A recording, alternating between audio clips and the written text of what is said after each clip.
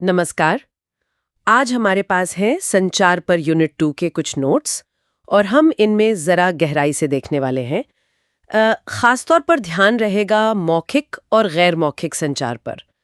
मतलब हम कैसे बोलते हैं और कैसे बिना बोले भी बहुत कुछ कह जाते हैं।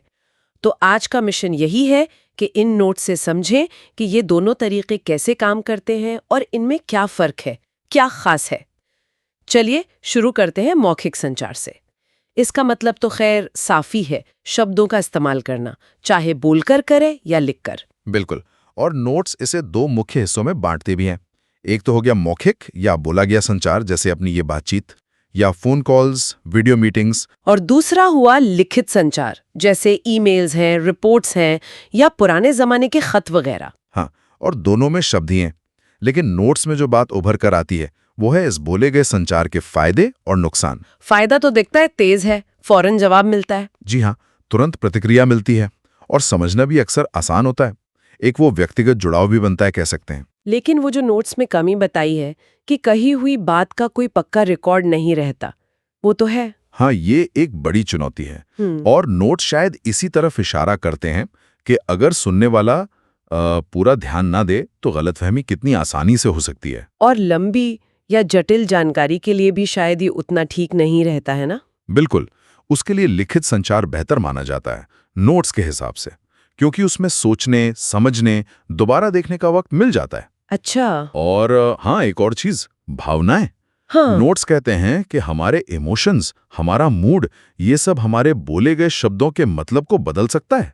खुशी में, गुस्से में कही बात का असर अलग होता है। सही बात है, वो तो है। अच्छा, अब आते हैं उस दूसरी चीज पर, गैर मौखिक संचार, यानी बिना शब्दों के इशारे, हाव भाव, चेहरे के भाव, आवाज का लहजा। नोट्स का ये हिस्सा तो मजेदार लगता है। हाँ, ये काफी दिलचस्प है। नोट्स इसे कई अलग अलग हिस्सों में देखते हैं। जैसे एक है काइनेसिक्स। काइनेसिक्स मतलब शारीरिक हाव भाव, हमारे इशारे, हम कैसे बैठते हैं, कैसे खड़े होते हैं, हमारे चेहरे के भाव, ये सब काइनेसिक्स में आता है। अच्छा, जैसे हाथों के इशारे या आंखों का मिलना। नोट्स में ऑक्यूलेसिक्स भी था शायद। जी हाँ, ऑक्यूलेसिक्स यानी नेत्र संपर्क, वो भी इसी का हिस्सा है। फिर एक और है प्रोक्सेमिक्स। प्रोक्सेमिक्स, ये दूरी वाली बात है ना, कि हम किसी से कितनी दूर या पास खड़े होकर बात करते हैं। बिल्कुल वही, यानी स्पेस का इस्तेमाल। और नोट्स इस पर जोर देते हैं कि ये चीज संस्कृति पर, कल्चर पर बहुत ज्यादा निर्भर करती है। हाँ, ये तो मैंने भी महसूस किया है। एक जगह जो सामान्य दूरी है, दूसरी जगह शायद अजीब लगे। सही कहा। नोट्स यही बताते हैं कि अलग अलग संस्कृतियों में ये पर्सनल स्पेस की धारणा बहुत अलग होती है। अनजाने में भी हम किसी को असहज महसूस करा सकते हैं। और वो आवाज का लहजा, पैरालिंग्विस्टिक्स, एक ही बात को अलग टोन में कहो तो मतलब ही बदल जाता है। बिल्कुल। नोट्स कहते हैं कि कैसे कहा गया, ये अक्सर क्या कहा गया से ज्यादा मायने रखता है। आवाज की पिच, ऊंची या नीची, वॉल्यूम, बोलने की रफ्तार, ये सब इसमें आता है। यहाँ तक कि चुप रहना भी।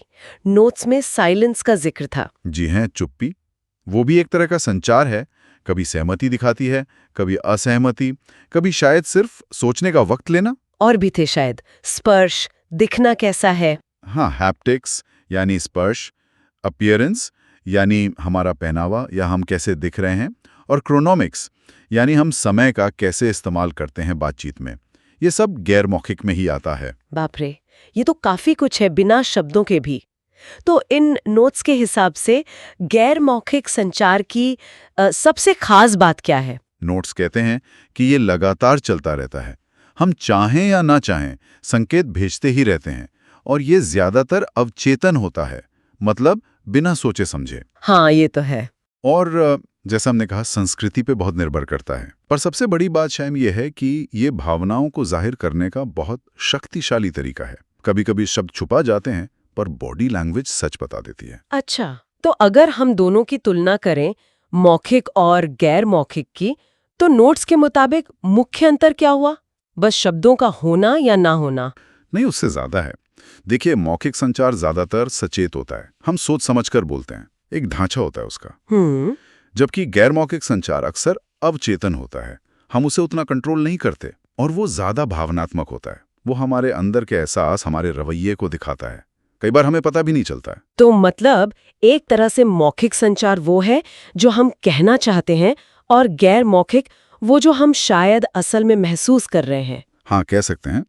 नोट्स इसी तालमेल पर जोर देते हैं कि प्रभावी संचार तभी होता है जब दोनों शब्द और संकेत एक ही बात कह रहे हों। तो सार ये निकला कि मौखिक संचार शब्दों से सीधा संदेश देता है, और गैर मौखिक संचार इशारों से, हाव-भाव से, लहजे से बहुत कुछ कह जाता है, अक्सर बिना जाने बूझे भी। बिल्कुल।